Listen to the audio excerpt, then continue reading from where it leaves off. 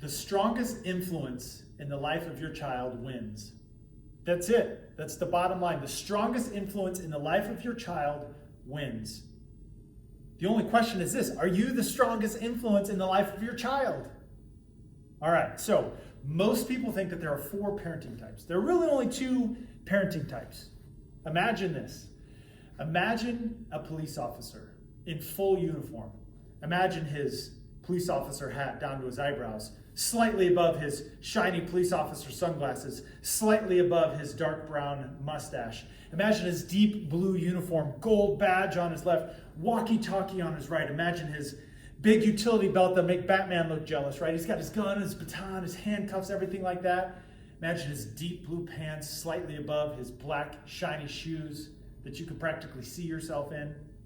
Maybe he's holding a clipboard, right? Maybe there's some red and blue flashing lights in the background. Oh, you are getting a ticket. You're getting pulled over.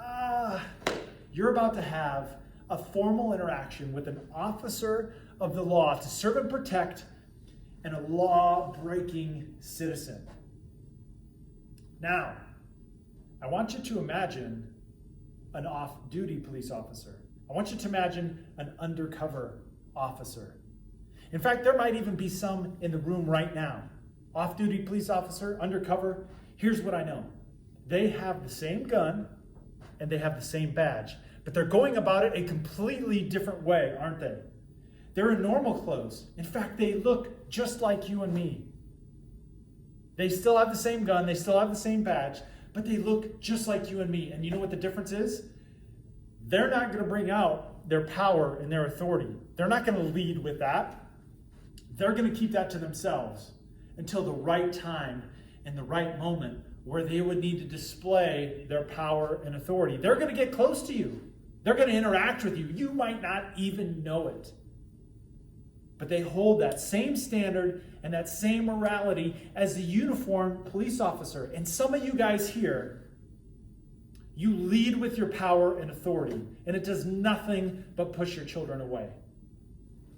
I want you guys to make the transition tonight from parenting by your authority to parenting by your influence. I want to take you from that dark blue uniformed police officer to undercover police officers that understand how to get into a situation and engage and only bring out your power and influence when you need it, right? So let's define influence, okay? Influence is the power to make someone be, to think, to do, or to act, right? It's to persuade someone else to be something, to do something, to act a certain way. If you think back in your life, you all have been persuaded by a bajillion things, right? The average person sees over 4,000 ads per day, including your children. That means that there are over 4,000 times per day. Just driving 1 mile down the street, you literally probably see 100. It's really easy to get to 4,000, right? Especially if you work a job on your computer, the banner ads and everything that you're seeing, it adds up really, really fast, okay? So, you're seeing 4,000 ads per day, and everything is fighting and vying for your morality, your heart, your worldview, shaping it, testing it, poking it, saying, is this really like this? Is this really like this? Right? It's one of the big sins in the garden with Adam and Eve, right? Satan's like, did he really say that? Did your mom really say that? Right? Questioning our authority.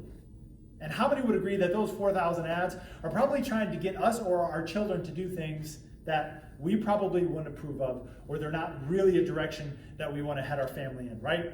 Very, very few of those would be for the Red Cross or the Boy Scouts or whatever great organization that there is. The other 3,900 and whatever, right, are things that we don't need, things that we don't do. It's influence.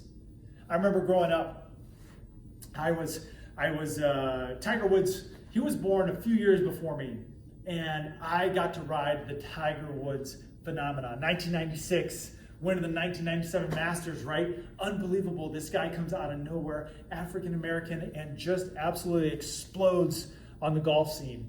If you go back and look at the statistics of the Tiger Woods effect, you really have to understand golf to understand how amazing this is. But from 1996 to 2006, so a 10-year period, okay, 2,000 more golf courses were open.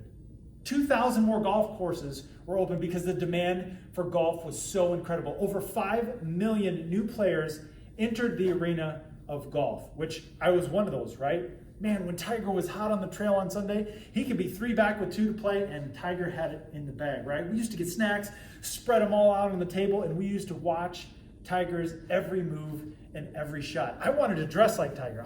I had Tiger's golf shoes. I was out there with my Sunday red on, right, and my collar, and my Tiger Woods hat, and everything that I had. Tiger Woods had my influence.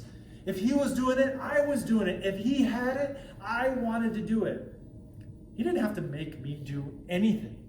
He did not have to make me do one thing. He didn't have to say any tricky phrase. He didn't have to say anything the right magical way, right? I was influenced by him. And when you have influence over someone, you get them to be and to think and to do and to act exactly the way you want them to act. And that's the goal. That's the goal for this evening.